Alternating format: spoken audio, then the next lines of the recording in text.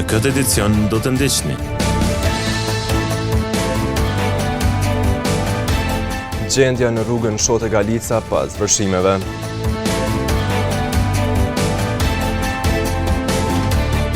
Rritet numri i pacientëve me grip në reportin e pulmologjisë.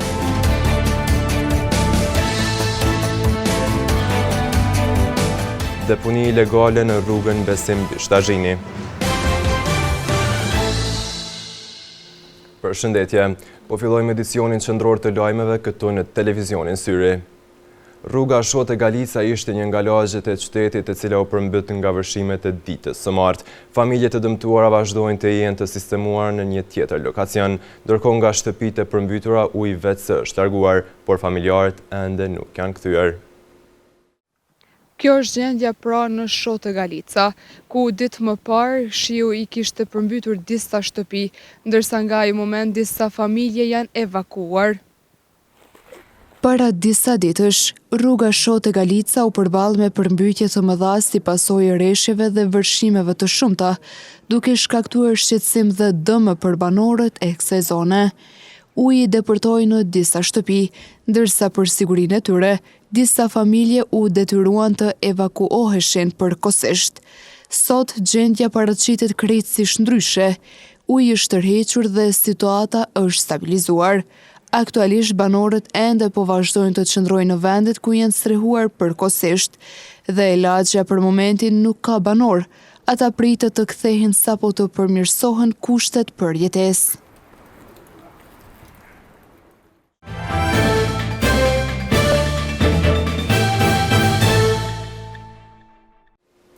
Gjatë vitit 2025, rritja e çmimit të energjisë, ujit dhe produkteve tjera bazike ndikuan dukshëm që mirëqenia e qytetarëve të dobësohet. Ekonomisti Jakub Bellaça vlerëson se këto produkte shënuan rritje mbi 40%, duke bërë gjithnjë e më të vështirë jetesën e qytetarëve që jetojnë me të ardhura mesatare. Rritja ndjeshme e çmimeve të energjisë elektrike, ujit dhe produkteve bazike ka shtuar pakënaqësinë e qytetarëve në Kosovë. Krahasuar me vitin e kaluar, shumë nga këto çmime kanë shënuar rritje mbi 40%, duke e bërë jetesën gjithnjë e më të vështirë për familjet me të ardhura mesatare dhe të ulta. Realisht, nëse kishme pas çmime tregu të lirë ku vepron forca e ofertës dhe kërkesës, që krijohet çmimi i ekuilibruar, atë çmimi në kuadrat të tregut dhe ekonomisë së lirë tregut, por realisht këtu çmimi mbi 40% faktikisht nuk janë çmime tregut, por çmime mbi tregut, se në teorinë edhe në literaturën bashkëkohore të ekonomisë lirë tregut mund me qenë çmime të lira tregut, mund me pas inflacion për shembull të në 2 apo 3% si një si inflacioni moderuar, këtu mbi 40% krahasim me vitin e kaluar, këtu janë çmime mbi tregut dhe çmime diskriminuese sepse janë pa përballueshëm për qytetarët e Kosovës. Sipas analizave, rritja e çmimeve këtë herë lidhet kryesisht me faktorë të brendshëm, veçanërisht me rritjen e kostos së energjisë, e cila po reflektohet zinxhir në të gjitha produktet dhe shërbimet bazike. Çmimet apo tarifat e rrymës gjithashtu edhe të ujit, por aty shteti në këtë rast dora shtetit duhet të veprojnë në këtë rast, aty ku ka inflacion, për marrën e inflacionit, thjesht në marrën e çmimeve shteti duhet të subvencionojë realisht për këtë, sepse është i papërballueshme se mbi 40%, atëherë nëse cakton mbi 40%, atëherë duhet 40% realisht të subvencionojmë, në mënyrë që të kenë më lehtë edhe të jenë të përballueshme, sepse në këtë rast janë të papërballueshme. Në këtë situatë, ekspertët kërkojnë ndërhyrje të drejtpërdrejtë të shtetit përmes subvencioneve, sidomos për shërbimet esenciale si energjia elektrike dhe uji, në mënyrë që këto shërbime të mbeten të përballueshme për qytetarët. Po si faktori brendshëm është pse është ngritur çmimet e rrymës, edhe po mendoj produkte elementare bazike, gjithashtu edhe çmimi i ujit është faktori energjetik, domethënë është faktori brendshëm. Edhe pse më herët kanë qenë faktorë jashtëm, se kanë ndiku disa faktorë, por në këtë rast është faktori i brendshëm, si ngritjen e çmimeve të rrymës, ashtu edhe ngritjen e çmimeve të ujit është faktori energjetik, të cilët kanë ndikuar që ka rrit kostën e operatorëve, ka rrit kostën e jetës, edhe realisht mbas të këtij faktori është caktuar edhe çmimi i ujit. Përveç kësaj, rritja e kërkesës për ujë dhe mungesa e investimeve në modernizimin e rrjetit po shtojnë kostot operative. Bellaça theksoi se këto probleme janë pasojë e politikave menaxheriale dhe nuk duhet të barten mbi kurrizin e konsumatorëve. Komuniteti të verbërve në nivel vendi vazhdojnë të kenë të lashe me infrastrukturën dhe informacionet në alfabetin Braille. Mark Pietraj, kryetari i shoqatës së të verbërve Gjakova, duke folur për rëndësinë e alfabetit Braille, vuri theksin edhe tek problemet që ka ky komunitet në baza ditore për t'u pajisur me informacione. Shkrimi Braille është thelbësor në kontekstin e arsimimit, lirisë së shprehjes, mendimit si dhe përfshirjes sociale për personat e verbër. Mark Pietraj, kryetari i shoqatës së të verbërve Gjakova në kuadër të javës së shkrimit Braille, duke folur për kohën e krijimit të këtij alfabeti, tregoi edhe vitin se kur për herë të parë ky alfabet u miratua në gjuhën shqipe. Pedagogi Louis Braille në vitin 1824 ka krijuar alfabetin e Braillit. Alfabet në të cilin arsimohen, marrin informacion dhe çdo gjë tjetër të gjithë personat e verbër dhe ata me shikim të dobësuar në mbar globin. Në vitin 1829, për herë të parë ka filluar të përdoret alfabeti i Braillit. Në vitin 1837 është botuar libri i parë në shkrimin Braille. Ndërkaq, alfabeti i Braillit në shqip është përgatitur nga Delaver Zjani dhe Lili Kamberi në vitin 1963, pikërisht në këtë vit është miratuar nga Ministria e Arsimit në Shqipëri dhe është bërë zyrtarisht alfabeti i të gjithë personave të verbër dhe me shikim të dobësuar në mbar Shqipëri. Tutje, kryetari Pietraj shtoi se në Kosovë është i regjistruar një numër i madh i personave të verbër dhe problemet e këtij komuniteti janë të shumta. Në Kosovë janë rreth 2500 persona të verbër, e të cilët e përdorin shkrimin në Braille. Mirë po, në Kosovë dhe të gjitha qytetet, përfshirë dhe qytetin e Gjakovës, lënë për të dëshiruar sa i përket broshurave apo edhe çdo gjë tjetër të cila është shtypur në shkrimin Braille. Në komunën e Gjakovës, në asnjë institucion publik, nuk hasim në asnjë informacion më të vogël të shtypur në shkrimin Braille, duke pas parasysh që Braille është i vetmi mjet informues që personat e verbër mund të marrin sa i përket teksteve, të gjitha informacionet. Kjo është tashmë është shndruar në një barrierë për personat e verbër në Gjakovë, pasi që çdo kohë hasim në mungesë të shkrimit në Braille. Përkundër këtyre vështirësive, një nismë sado e vogël është nisur fal një bashkëpunimi që ky komunitet ka me Universitetin Femia Agani. Përgjatë vitit 2025, në bashkëpunim me Lotarin Klub Istogo, kemi arritur që në Fakultetin Femia Agani t'i dërgojmë disa libra të shtypur në shkrimin Braille.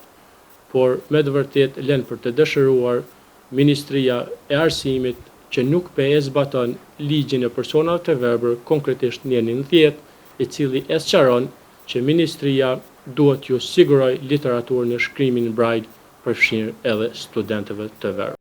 Personat e verbër ose ata me shikim të dobësuar në nivel vendi ballafaqohen me probleme nga më të ndryshmet, por infrastruktura rrugore është një ndër problemet që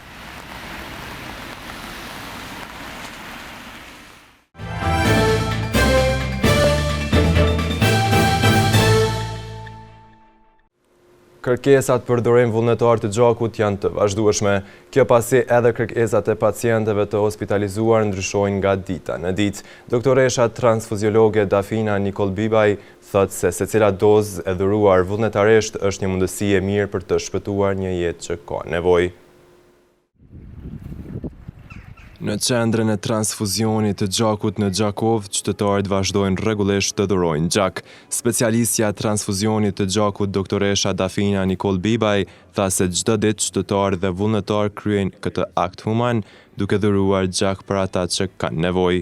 Gjendja momentale është eventualisht e mirë, por kërkesat për gjak edhe produktet e gjakut asnjëherë nuk ndalen, kështu që është mirë sa më shumë me dhuru gjak, edhe me shpëtu jetë, sepse kur jetës nuk e dihet kush sa ka nevojë me marrë gjak, por po mundohem me bë të pamundurin me rritë edhe numrin e dhuruzëve vullnetar, kështu që në mënyrë që mos ta pret pacienti gjakun, po gjaku duhet me prit pacientin për me shpëtu jetë. Nikol Bibaj shtoi se në qendrën e transfuzionit në Gjakov ka interesim të vazhdueshëm ku përveç qytetarëve dhe grupeve të ndryshme dhe institucione organizojnë dhurime të gjakut. Për fat të mirë, bashkëpunimin e kemi shumë të mirë me shumicën e institucioneve që bashkëpunojmë edhe janë të gatshëm gjithmonë me dhuru gjak. I kemi, domethënë, policinë që vazhdimisht dhurojnë gjak, edhe si me thonë jemi familiarizuar me policinë, me FSK, i kemi shumë me fshatra që vazhdimisht janë aksionar të gatishmëri për me dhuru gjak, sidomos fshatrat e Raveci, duke pas parasysh që kemi edhe plot pacienta që kërkojnë ndihmë në Spitalin Regional të Gjakovës, mandej kemi kishat, xhamijat, për shembull për herë të fundit e kemi pas një aksion me 28 nëntor në një nga xhamit këtu më të mëdha në Gjakovë që janë, edhe aty kemi pas 63 dhurues. Ajo theksoi se pavarësisht dhurimeve të shpeshta, nevoja për gjak është e vazhdueshme dhe se asnjëherë nuk është mjaftueshëm, prandaj u bëri thirrje qytetarëve që të dhurojnë sa më shumë. Të gjithë ata që gëzojnë shëndet e mirë, i plotësojnë kushtet me dhuru gjak.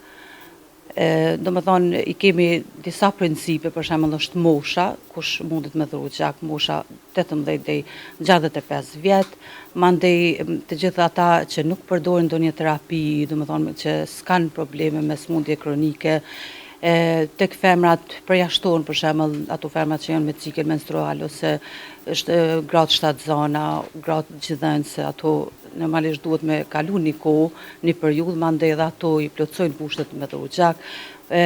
Do të thotë të gjithë ata që gëzojnë shëndet mirë duhet me dhuru gjak, se është ndjenja ma humane që edhe ndihma ma madhe që i bëhet dikujt me dhuru gjak me shpëtu jetë. Sipas Nikol Bibaj, dhurimi i gjakut përveç se është një akt human që shpëton jetë, është gjithashtu i dobishëm edhe për shëndetin e vet dhuruesit.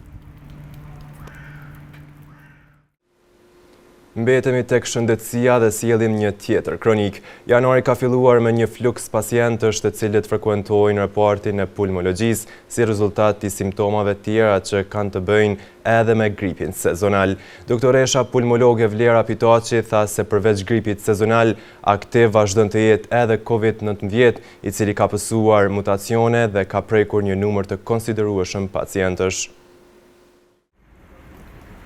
Reparti i pulmologjisë në Spitalin e Përgjithshëm Isa Grezda po përballet me një fluks të madh të pacientëve, të cilët janë prekur nga gripi sezonal. Sipas doktoreshës pulmologe interniste Vera Leshi, kjo gjendje lidhet kryesisht me temperaturat e ulëta, por edhe me faktorë të tjerë shëndetësor që ndikojnë në dobësimin e imunitetit.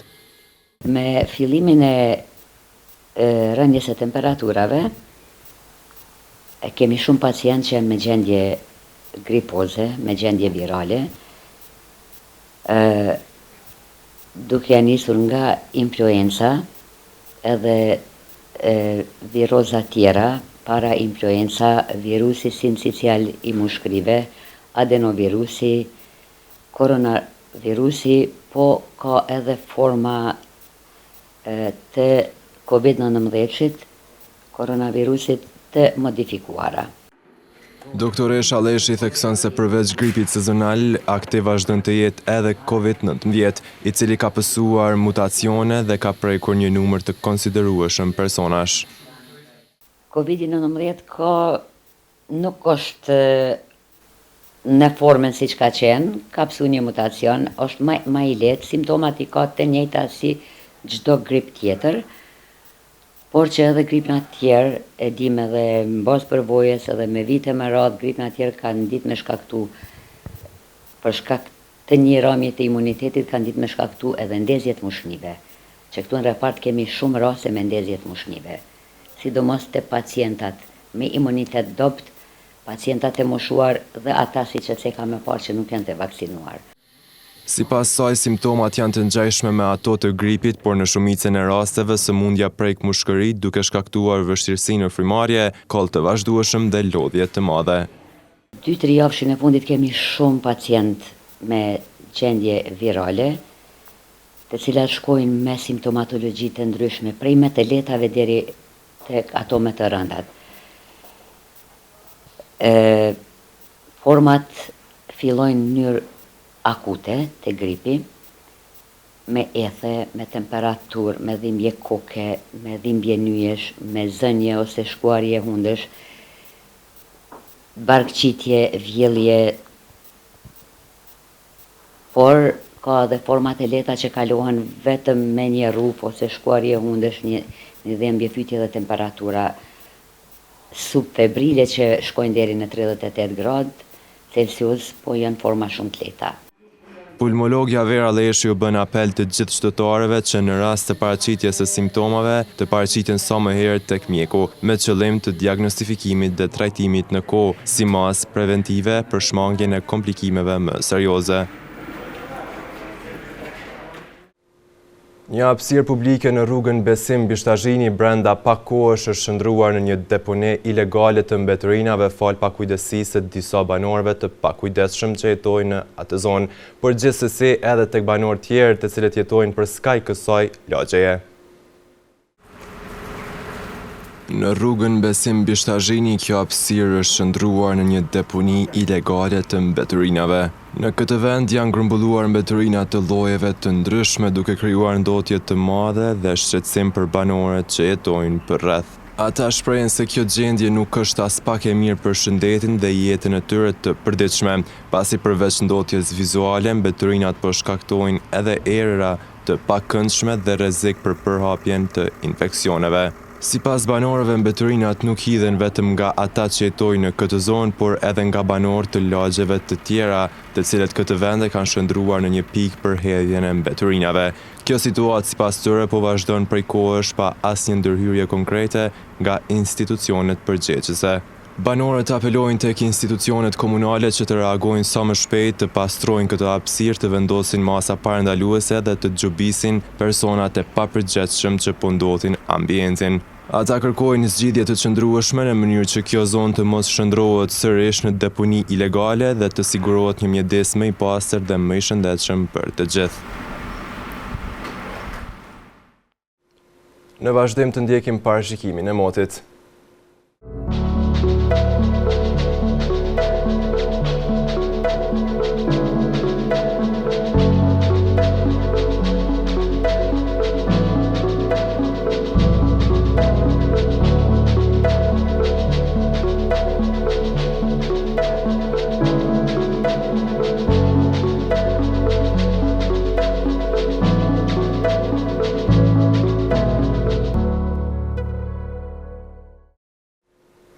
Para se të ndahemi të ndjekim edhe një herë titujt kryesor të këtij edicioni.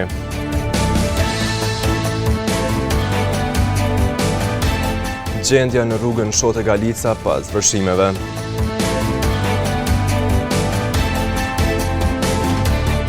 Rritet numri i pacientëve me grip në repartin e pulmologjisë.